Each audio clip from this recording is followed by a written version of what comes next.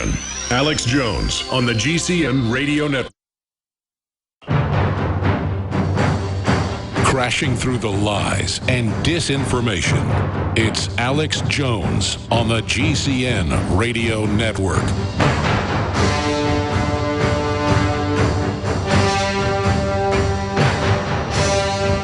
Ladies and gentlemen, thank you for joining us for this Easter worldwide transmission. It is the 20th day of April, 2014. I am your host, Alex Jones. You know, I was looking back over news from earlier in the week, not just the Bundy Ranch situation, but a lot of other big developments that have been unfolding. And it's just crazy to think about how bizarre our world has gotten and just how serious my normalcy bias has become.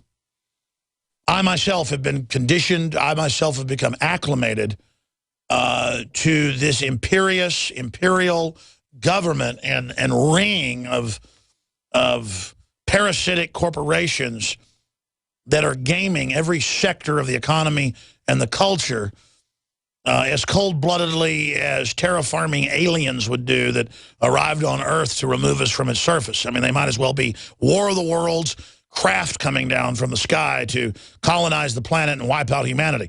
I mean, that's how evil these people are. That's how inhuman they are. And everything they do is developed and deployed to hurt humanity. And I think it's the realization of that that is going to save us. Look at all the other civilizations and all the craziness they had to put up with. And I know more and more, I just repeat this like a parrot. But everything else is just signpost on that road to perdition, on that road to domestication.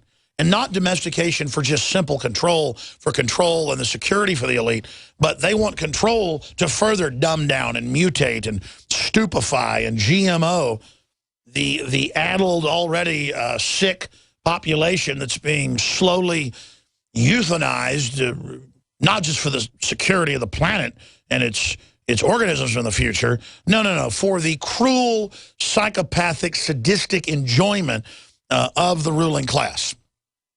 That's what we're talking about on this Sunday transmission. Because if we're going to protect all the good, if we're going to protect all the hardworking people, all the innocents, we have to learn to recognize evil. And it is the recognition of evil, it is the recognizing evil that allows us to then break with it and deal with it and stop it and reduce it. And you'll never totally get rid of all of it as long as humans are running around. But the point is that you've got to recognize it. And you've got to realize it's your responsibility. And it's a good responsibility. It's an empowering responsibility. It's an enlightening responsibility to stand up against these tyrants and to call them out and to resist them. A few days ago, I talked about the Declaration of Independence and the Bundy situation. I want to do that again. I'm a little bit calmer today. I kind of got wound up earlier in the week. And then I want to get into the Jewish community shooting as well. I haven't really talked enough about that. And I also want to talk about the Tea Party and how it ties in to today's Tea Party, but the original Tea Party. And a story from earlier in the week that was in a bunch of publications. The CBO came out with it. 86 million full-time private sector workers sustain 148 million benefit takers.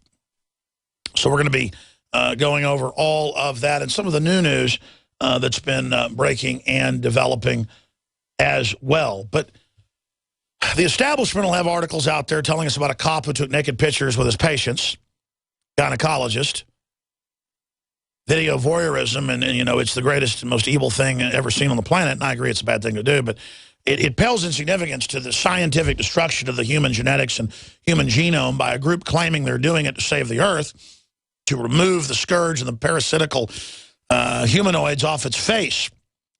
But in truth, they are genetically butchering plant, animal, microorganism, you name it, across the board. They are playing God, and they're doing it in a reckless, mad scientist, Island of Dr. Moreau way. And that's what I'm saying, is we need to break with these people and call them out and stop letting our society be run by a bunch of criminals. That's really the emergency transmission beacon message we pump out every single day, 7 days a week with the news at Infowars.com. You can follow yours truly, the pumpkin-headed Texan, at Real Alex Jones. We'll be right back for the Easter transmission straight ahead.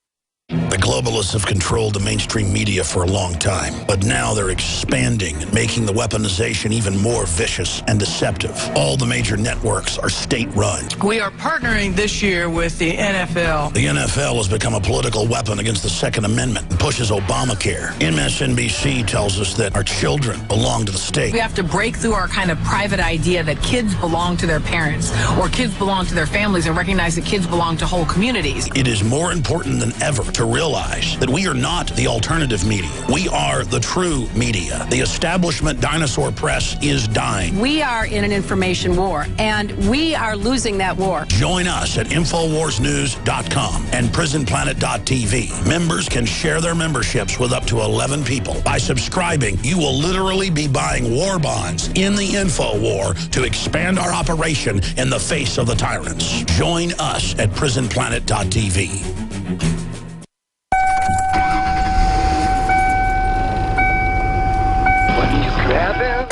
It's Easter, folks.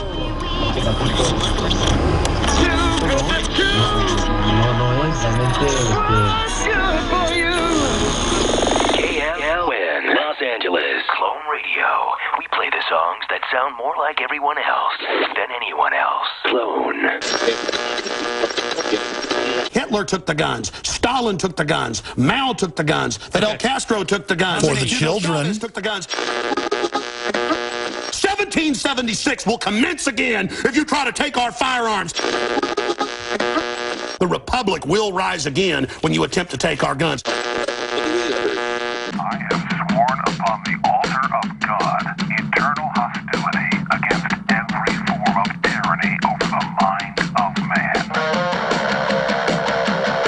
The answer to 1984 is 1776. You're listening to The Alex Jones Show. Monday through Friday, 11 a.m. to 2 p.m. We're here live, back Sundays, 4 to 6 p.m., and you're listening to it. This is the Sunday edition, and it is the 20th day, of course, of April 2014 on this Easter worldwide transmission. Again, thank you so much for joining us as we blast out on the AM and FM dial across the United States, global shortwave and internet worldwide. The news websites are Infowars.com. And then, of course, InfoWarsNews.com is the nightly news 7 nights a week. And we have PrisonPlanet.com, our mirror backup site. It's not really a mirror, though. It has a lot of news on it that is not on InfoWars.com. So be sure and check out PrisonPlanet.com. And you can always follow yours truly over on Twitter at Real Alex Jones. And we have a big Facebook. We got about 3 million Facebook followers on all of our Facebooks. We've got about 800,000 on our big one. Links to all that and the latest news as it breaks at InfoWars.com. Okay, enough said. Here I am on Easter. Well, actually, here I am on Thursday recording this for Easter. But I just am so honored by our great Sunday audience. We almost always do it live, even when I'm out of town. David Knight, who sits in for me, does a great job. But I do have some stories I wanted to tape and talk about here with you because they're so important. And then we have some special interview excerpts and blasts from the past and a lot more coming up later in the transmission. So, again, I want to thank all the great info warriors and liberty lovers out there for tuning into the transmission today. Okay, where to start? I saw an article last week, and we talked about it, but I really want to go back to this because it's from the Congressional Budget Office, and CNS News covered it. 86 million full-time private sector workers sustain 148 million people who are benefit takers. I want to say that again. 86 million people work, 148 million don't and live off them. They have a name for that. They have a name. Did you ever hear of it? It's called slavery. Now, you can choose to take care of your mother or father when they're old. That's not really slavery, but, you know, love is a form of slavery, a good form of it. There are lots of forms of slavery. You need water to live. I guess we're all slaves to water. We're all slaves to energy, and we need energy. But this is a bad kind of slavery. And they've couched it all in the welfare clause that is in the Constitution, the General Welfare Clause. But, I mean, what is the general welfare? Pretty much everybody agrees that a domesticated population is not good. That's why they tell you don't feed the animals at the national park. If you go to Yosemite Park, you go to Big Bend, you go to any of the big national parks, they'll tell you, really don't feed the animals because it'll make them dependent and then they won't know how to take care of themselves. And really that's the argument here. They get well-meaning people to call for welfare and to call for give somebody free college and give somebody disability, give them this and that at the federal level. It's supposed to be at the state level, so it can be decided properly. And, of course, there should be some form of help out there. But what happens when they make it impossible with taxes to produce anymore? What happens with the giant population of 148 million people who are takers? That's not counting all the government pension funds and the rest of it. What happens? Well, generally, the whole society collapses, and they put, this has happened in every communist country, pretty much every communist country, and authoritarian ones going back thousands of years, they put you in forced labor camps. They call them workhouses in England. And they have debtors' prisons and stuff like that. And all that's being brought back now under new names. So how's the welfare system working for you? Well, it's Cloward and Piven, and that's just one plan we've talked about for 15, 16 years on air, of my 19 years on air. It was back in the 60s, a sociology plan by a husband and wife that got adopted by the Democrats to bankrupt society by design, to bring in full socialism and social control. Because, see, the social engineers want socialism at the grassroots, exempting the big banks and others from the taxes so that they can run your life. I mean, it's real simple. Like sharecropping. If you've got a sharecropper, and if you study sharecropping, it was slavery for white folks. They just didn't call it slavery. You had to sign a contract where you could only buy your food and stuff at the company store, where they overcharged you, and you could never get out of debt, and then for generations you would stay on that farm as a slave. And they didn't take care of you if you got sick or anything. And, of course, it started out with indentured servants. You'd sign on for a 5, 7, or 10, or 14-year tour of indentured servitude as a contract for the ship passage to Australia or to the United States or to, the new Dutch colonies, any of them. You would sign a contract, and then you would be put on a ship, and then you'd be a slave.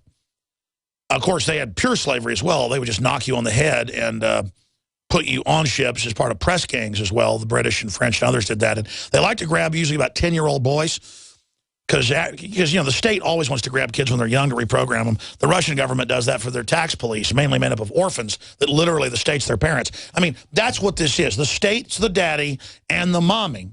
And then you take the kids basically from the mother, like you take eggs from a hen at birth, to quote George Orwell when he was talking about the Stalinist model or North Korean model. Now they just tell the women the cool thing to do is get your husband out of the house as soon as possible or never marry him. You don't need that piece of garbage anyways. And then the state's there to help you with some stuff and give your kids lots of shots and things. And you wonder why your kid gets leukemia when they're 12. But hey, whatever. The planet's overpopulated, right? We all heard that. So this is just the reality on this Easter transmission. It's the ugly truth here, ladies and gentlemen. And then you get somebody like Cliven Bundy. Cliven Bundy, 7 generations out in southern Nevada. In 1877, a wagon train of Mormons came into the area. And before it was a territory, before it was a state, when it might as well have been the moon. And then his grandfather got hassled into agreeing to grazing rights just on areas the feds had claimed was theirs. And then they raised the grazing rights fees up to where the 52 families had to leave or bankrupt or had to sell out to the government. And so all that was left was Cliven Bundy. And in the BLM documents that are on Infowars.com that were a big national news story last week, the biggest story on the internet according to aggregate sites that track that, Google and others, you can look it up. We did an article on it showing the stats and the facts. They just, basically sent in the Chinese-backed company and with Harry Reid's son to try to basically take it. And to say he was a freeloader and a mooch. So if you want to come up and have an anchor baby and want to have all your welfare paid for, that's fine. If you're out of the country and you want in-state tuition or free tuition, that's fine. Take old ladies' houses, take people's property if they don't pay their income tax or their property tax to pay for all these freebies. That's not theft. But let me tell you what is theft. And the big conservative media, most of them said this. The theft is Cliven Bundy on government land, running his cattle and producing something out of the desert. What a horrible person. What a terrible person. He should roll over and die and just say,